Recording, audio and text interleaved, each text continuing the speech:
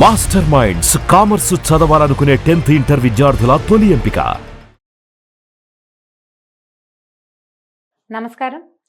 మనం ఎన్నో పంచతంత్ర కథలు చెప్పుకుంటున్నాం. అందులో భాగంగా ఒక కొత్త కథ చెప్పుకుందాం.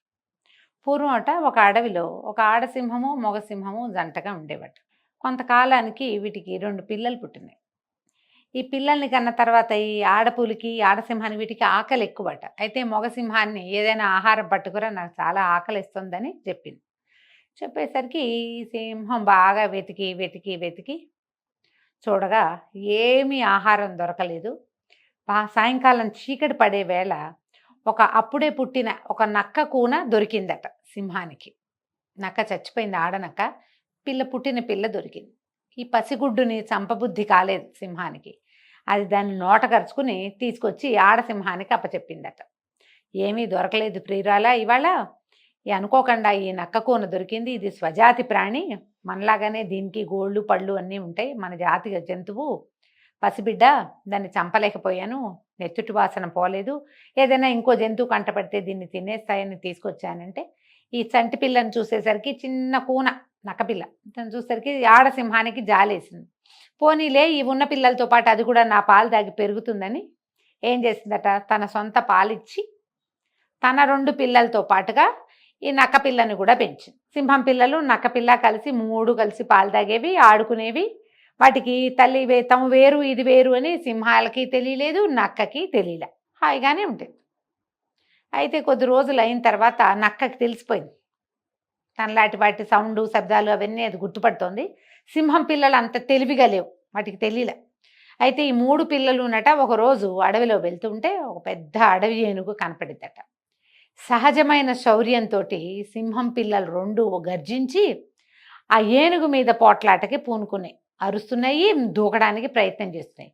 నక్క మాత్రం హడిలిపోయింది ఏనుగుని చూసి ఏం చెప్పిందంటే, బాబోయ్, ఇది మన జంతువు, మన శత్రువు, సహజ శత్రువు ఏనుగు సింహాలకి. దీంతో ఎదిరి పోరాడకూడదు, దీంతో పోరాడాలంటే పెద్ద శరీరం ఉండాలి, మీకు శరీరం లేదు అని చెప్పేసి వెనక్కి తీసుకొచ్చేసి. అయితే ఇలా వెనకాల అది పెద్దదనుకుంటున్న నక్కపిల్ల తమనట్లా డిస్కరేజ్ చేసేసరికి జ్యేష్ఠ భ్రాతగా భావించినాయి, అంటే వాటి పెద్దన్నయ్యగా భావిస్తున్నాయి ఆ పిల్లలు 2, సింహం పిల్లలు 2. ఈ నక్క మాటలు విని నిరుత్సాహపడి ఇంటికి వచ్చేసినాయి. వచ్చాక సాయంకాలము తల్లికి చెప్పినాయట, పెద్ద ఏనుగు కనపడింది, అన్నయ్య చాలా భయపెట్టేశాడు, అది కుమ్మేస్తుంది, దంతాలతో కొట్టేస్తుంది, నాన్నను కూడా ఇదివరకు కొట్టింది, మిమ్మల్ని చంపేస్తుంది, కాలుతో తొక్కేస్తుందని చాలా బెదిరించాడు. కాబట్టి అన్నయ్య మేము వచ్చేయాల్సి వచ్చింది, లేకపోతే మేము ఏదైనా చేసేవాళ్ళం, దానికి కొంచెం దెబ్బైనా కొట్టేవాళ్ళం. ఇట్లా మమ్మల్ని చేసేసింది, మమ్మల్ని డిస్కరేజ్ చేసిందని తల్లి దగ్గర పోరాడినాయి. అన్నతోటి పోరాడేసరికల్ నక్క గట్టిగా కేకలేసింది, తిరగబడింది.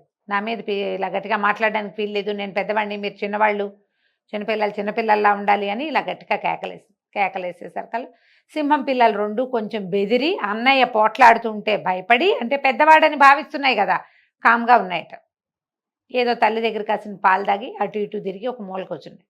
ఈ ఆడసింహం ఏం చేసిందట, నక్కని పక్కకి తీసుకెళ్ళి నాయన, నువ్వు నక్క పిల్లవి, పుట్టిన పసిగుడ్డువి, మీ తల్లి చనిపోయిందని మీ తండ్రి, నా సింహపు తండ్రి తీసుకొచ్చి నాకు అప్పచెప్పాడు. నీలాంటి 2 పిల్లలకి తల్లినైన నేను నిన్ను కూడా పాలిచ్చి పెంచాను. నీకు తెలిసిపోయింది నువ్వు నక్కవని, మా జాతి కాదని, వాళ్ళు నీకంటే వేరే జంతువులని నీకు అర్థమైంది. కానీ పసితనం వల్ల నా పిల్లలు అలా తెలుసుకోలేదు, ఎందుకంటే నక్క జాతికి తెలివి ఎక్కువ, నువ్వు తొందరగా తెలుసుకున్నావు. సింహపు జాతికి ఆ తెలివితేటల్లో వాటికి పౌరుషం వచ్చింది, సహజమైంది. తన మన భేదం తెలుసుకునేంత తెలివి ఇంకా రాలేదు. ఒకసారి కనుక వాటికి అర్థమైందా, నువ్వు అన్నవని, మాతో పాటు పాలు తాగేవని, ఆడుకున్నవని పొరపాటును కూడా చూడవు. ఎందుకంటే పెరిగే కొద్దికి వాటికి పౌరుషమే పెరుగుతుంది. తనది కాని దాన్ని దగ్గరికి రానివ్వవు, అవి ఇంకా తెలుసుకోలేదు. తెలుసుకున్నాయా నేను చంపేస్తాయి. కాబట్టి ఇప్పుడే వెళ్ళిపో, నీకు అర్థమైంది వీళ్ళు నువ్వు ఒకటి కాదని. ఇక నువ్వు మా దగ్గర ఉండద్దు. భవిష్యత్ కాలంలో ఎప్పుడైనా నువ్వు వీళ్ళు కలవచ్చు, కానీ వీటితో పాటు ఉండి వాటిని నువ్వు తమ్ముడుగా, అన్నయ్యలుగా, నువ్వు అన్నగా, వీళ్ళు తమ్ముళ్ళుగా నువ్వు కంట్రోల్ చేయలేవు. ఇంక ఇది జరిగే పని కాదు నాయన, నీ దారిని నువ్వు వెళ్ళిపో.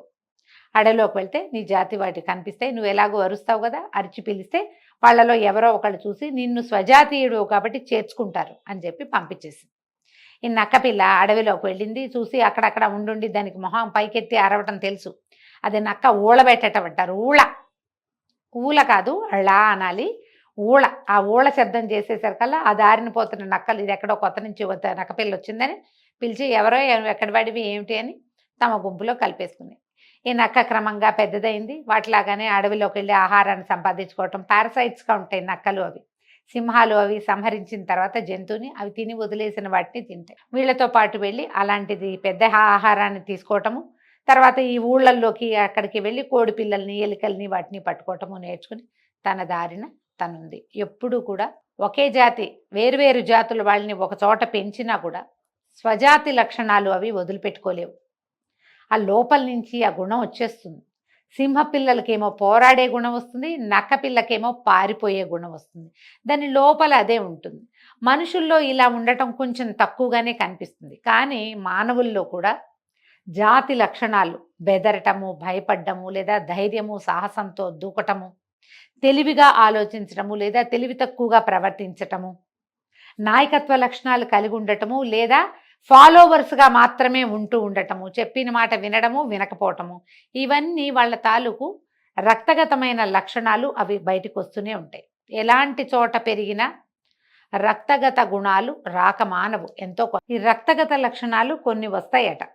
వీటిని మనం జీన్స్ అంటాం కదా. కాబట్టి ఒకే జాతి మనుషులు ఒక చోట ఉండటం మంచిది. వేరువేరు జాతుల వాళ్ళు కలిసినప్పుడు ఎప్పుడైనా కొన్ని ప్రత్యేక సందర్భాల్లో ఇలాంటివి బయటపడతాయని ఈ విష్ణు శర్మ గారు రాజకుమారులకి తెలియజేశారు. ఇది పాతకాలపు కథ కదా. ఈ కాలంలో అలా జరగచ్చు, జరగపోవచ్చు. జరగటానికి అవకాశం ఉంది, జరగకపోవచ్చు కూడా. ఎందుకంటే ఇవాళ రేపు అందరూ ఒకే రకమైన ఆలోచన విధానాలతోటి అది ఉంటున్నారు కాబట్టి. కానీ ఒక పురాతన గాథగా ఇది మనం తప్పకుండా తెలుసుకోవాల్సిన కథనే అనుకుంటున్నాం. సో కథ కంచికి మనం ఇంటికి.